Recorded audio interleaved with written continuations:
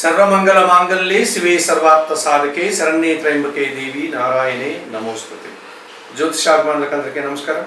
2026 June మాసంలో మాస ఫలితాలు. 2026 జూన్ మాసంలో వృషభ రాశి వారి యొక్క మాస ఫలితాలు. వృషభ రాశి వారికి 4 గ్రహాలు అనుకూలంగా సంచరిస్తున్నాయి, 4 గ్రహాలు ప్రతికూలంగా సంచరిస్తున్నాయి. అనగా 50% సుఫలితాలు, 50% ప్రతికూల ఫలితాలకు అవకాశం ఉంది. మిశ్రమ ఫలితాలను ఇచ్చేటువంటి ఈ జూన్ మాసంలో వృషభ రాశి వారికి ద్వితీయ పంచమాధిపతి బుధుడు ఈ జూన్ నెల 22 వరకు ద్వితీయంలో మిథున రాశిలో సంచరించడం వల్ల మీ మాటకు విలువ పెరుగుతుంది, ఆలోచనలు కలిసి వస్తాయి, వ్యాపార అభివృద్ధి, ఆర్థిక అభివృద్ధి బాగుంది, బ్యాంకు లావాదేవీలు కూడా అనుకూలంగా ఉన్నాయి, స్థిరాస్తుల నుంచి లాభాలు అందుకుంటారు. జన్మరాశ్యాధిపతి షష్టాధిపతి అయినటువంటి శుక్రుడు ఈ నెలంతా కూడా ద్వితీయంలో మిథున రాశిలోను, తృతీయంలో కర్కాటక రాశిలోను సంచరించడం వల్ల జన సహకారం బాగుంటుంది. ముఖ్యంగా స్త్రీజన సహకారంతో గట్టి పోటీలు సైతం సునాయాసంగా ఎదుర్కొని విజయం సాధిస్తారు. వివాహాది శుభ కార్యక్రమాల్లో పాల్గొంటారు, కుటుంబ సౌఖ్యాన్ని అందుకుంటారు. దశమ లాభాధిపతి అయినటువంటి శని భగవానుడు ఈ నెలంతా కూడా లాభంలో మీనరాశిలోనే సంచరిస్తాడు. వృత్తి ఉద్యోగ వ్యాపారంలో మంచి అభివృద్ధిని సాధిస్తారు.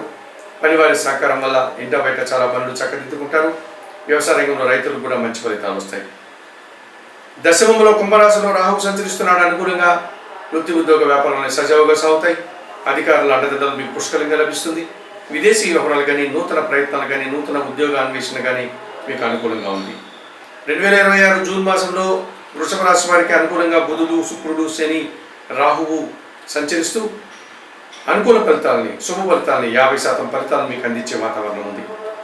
2026 జూన్ మాసంలో వృషభ రాశి వారికి ప్రతికూలంగా చతుర్థాధిపతి అయినటువంటి సూర్య భగవానుడు ఈ జూన్ నెలంతా కూడా జన్మరాశిలో అనగా వృషభ రాశిలో, ద్వితీయంలో అనగా మిథున రాశిలో సంచరించడం వల్ల స్థానచలనం కానీ, ఉద్యోగంలో బదిలీకి కానీ అవకాశం ఉంది. కష్టంతో కూడిన ప్రయాణం చేయాల్సి ఉంటుంది. తండ్రి ఆరోగ్య విషయంలో జాగ్రత్తలు తీసుకోవాలి. అధికారులతో మాట్లాడేటప్పుడు అభిప్రాయ భేదాలు లేకుండా జాగ్రత్తలు ఉండేటట్టుగా మాట్లాడండి. ప్రభుత్వం నుంచి రావాల్సిన ఆదాయం కూడా వాయిదా పడుతుంది. ఇక సప్తమ వ్యయాధిపతి అయినటువంటి కుజుడు ఈ నెలంతా కూడా వ్యయములో మేషరాశిలోను, జన్మరాశిలో వృషభ రాశిలోను సంచరించడం వల్ల వాహన సమస్యలు ఏర్పడతాయి. జీవిత భాగస్వామితో మనస్పర్ధలు వస్తాయి. రియల్ ఎస్టేట్ రంగంలో నష్టాలకు అవకాశం ఉంది. ఖర్చులు పెరిగిపోతాయి. భూ వివాదాలు కానీ, వాహన రిపేర్లు కానీ రావడానికి అవకాశం ఉంది. అష్టమ లాభాధిపతి అయినటువంటి బృహస్పతి అనగా గురువు ఈ జూన్ నెల 1వ తేదీ నుంచి తృతీయ భావంలోనికి కర్కాటక రాశిలోకి ప్రవేశించడం వల్ల గురుబలాన్ని కోల్పోతున్నారు. గురువు అతి తక్కువ సుఫలితాలు మాత్రమే అందిస్తాడు, ఎక్కువ ప్రతికూల ఫలితాలు ఇస్తాడు.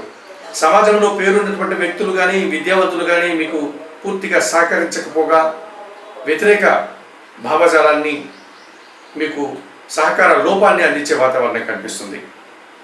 విద్యార్థులకు ప్రతికూల ఫలితాలు వస్తాయి. అనారోగ్య సమస్యలు అధికమవుతాయి. ఆర్థిక సమస్యలు కూడా మిమ్మల్ని చుట్టుముట్టే పరిస్థితి కనిపిస్తుంది.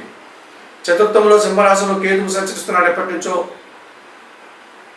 తప్పనిసరిగా ఈ మాసంలో కూడా కుటుంబపరమైనటువంటి విషయాలు మీకు అశాంతిని కలిగిస్తాయి, నిరాశను కలిగిస్తాయి.